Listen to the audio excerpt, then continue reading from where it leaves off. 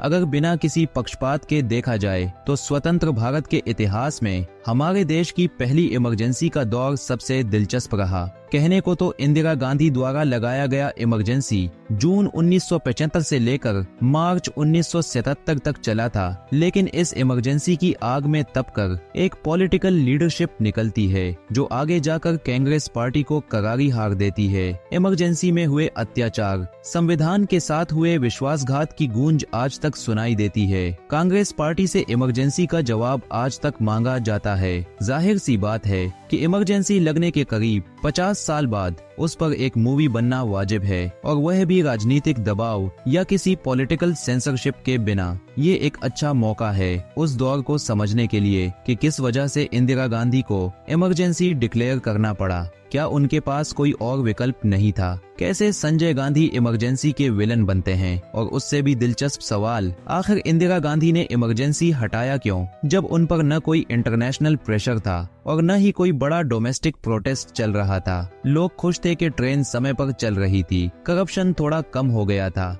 Media पूरी तरह से उनके नियंत्रण में थी। India is Indira, Indira is India का नारा देश में गूंज रहा था। इसी वजह से इमरजेंसी मूवी से बहुत उम्मीदें थीं। 2025 में 1975 की गलतियों से सीखने की बेहद जरूरत है। इसीलिए मूवी की ओपनिंग काफी दमदार होनी चाहिए थी, और किरदारों के मामले में इमरजेंसी जैसे पॉलिटिकल ड्रामे के पास बहुत सारा कंटेंट और कैरेक्टर था। सोचिए, एक तरफ जेपी जिनके एक इशारे पर पूरा देश सड़कों पर उतर आता, दूसरी तरफ spoiled brat Sanjay Gandhi. Film में अनुपम खेर ने जेपी का किरदार बखूबी निभाया और विशाख नायर ने संजय गांधी के किरदार में जान डाल दी। यहाँ तक कि कंगना को भी ओवरशैडो कर दिया। लेकिन इतनी अच्छी स्टार कास्ट और स्टोरी कंटेंट होने के बावजूद फिल्म की दो सबसे बड़ी कमजोरियां उभर कर आती हैं। एक कंगना खुद, दूसरा इंडस्ट्री की पुरानी आदत की एक मूवी में सब कुछ ढूंसने की कोशिश करना।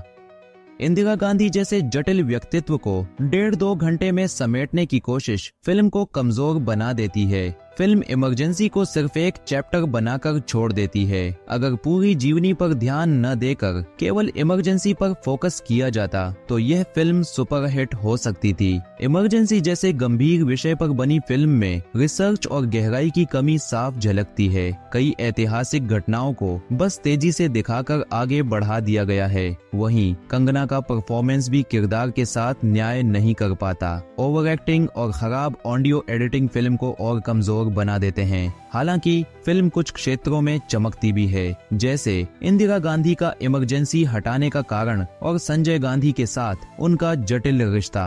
विशाख नायर ने संजय गांधी के किरदार को बेहतरीन तरीके से निभाया। ये सवाल भी उठता है कि अगर संजय गांधी जीवित रहते तो आज कांग्रेस और देश की राजनीति कितनी अलग होती। कुल मिलाकर इमरजेंसी एक महत्वाकांक्षी प्रोजेक्ट था, लेकिन इसकी कमजोरी इसकी गहराई और फोकस की कमी है। इतिहास को समझने और सटीकता से पेश करने की जिम्मेदारी के साथ फिल्म और बेहतर हो सकती थी। तो दोस्तों, इमरजेंसी फिल्म भारत के इतिहास के एक विवादित और संवेदनशील अध्याय को पर्दे पर लाने का साहसिक प्रयास करती है। ये फिल्म उन घटनाओं को दिखाने का दावा करती है जो 1975 से 1977 के बीच देश में हुई। फिल्म में कंगना रनौत का अभिनय और निर्देशन उनकी कड़ी मेहनत को दर्शाता है, लेकिन कहानी और निष्पक्षता के मामले में यह थोड़ी कमजोर साबित होती है। फिल्म की सबसे बड़ी ताकत है इसके कलाकारों का प्रदर्शन। कंगना रनौत ने इंदिरा गांधी की भूमिका में खुद को ढालने की पूरी कोशिश की है। उनके हाव भाव, संवाद, अदायगी और बॉडी लैंग्वेज आपको उस दौर में ले जाने की कोशिश करती है। साथ ही अनुपम खेर, सतीश कौशिक